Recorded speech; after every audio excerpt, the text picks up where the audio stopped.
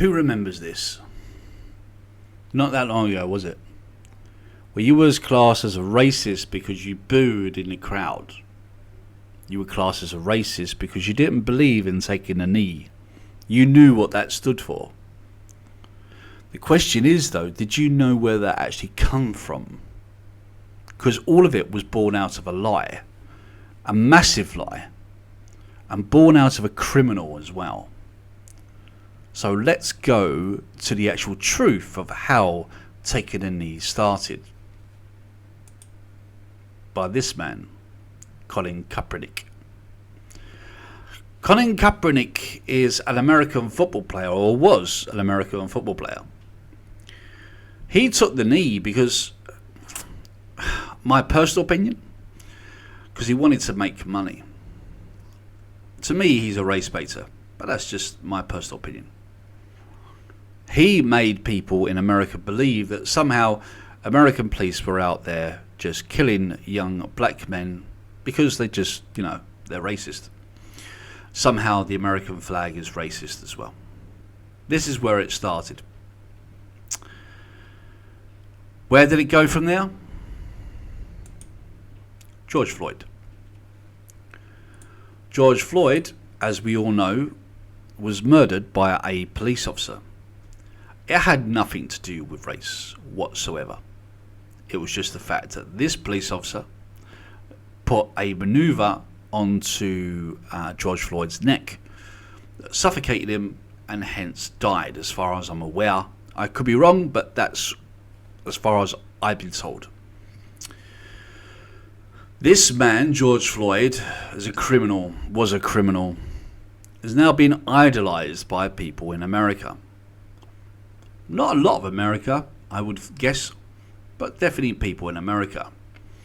George Floyd, again, a criminal, put a gun against a pregnant woman's stomach. His rap sheet is something else. Really is. He is a nasty, or was a nasty piece of shit. So, quite recently, you was told off. The general working person was told off because you didn't believe in this symbol and what the symbol stood for. But did you know that it come from Colin Kaepernick? A lie, a massive lie, and it's still being told today, by the way. And also the fact that George Floyd wasn't killed because he was black. It had nothing to do with racism at all. And somehow they're actually idolizing this man as well, because they've actually made a statue of him outside a library or a county court, something like that, in America. You just wouldn't believe it, would you?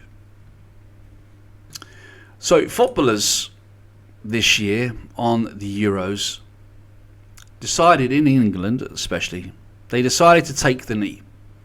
And they decided to take the knee on a falsehood of Colin Kaepernick's lies and George Floyd being killed because he's a black man. Both falsehoods, both lies. They say that a lie would go right around the world before the truth even gets his shoes on. That's where that is. That's where that is. You had every single right to boo that. If I was in the stands, I would have booed it. These multi-millionaire players taking the high ground in reference to taking the knee without the knowledge of the truth of taking the knee is ignorance beyond belief. Now, I'm not saying that the racist tweets that were sent to them after the match was a good thing. However, it wasn't the crowd that racialized the Euros. It was the mass media, it was FIFA, it was the football manager, and it was the footballers. They racialized it.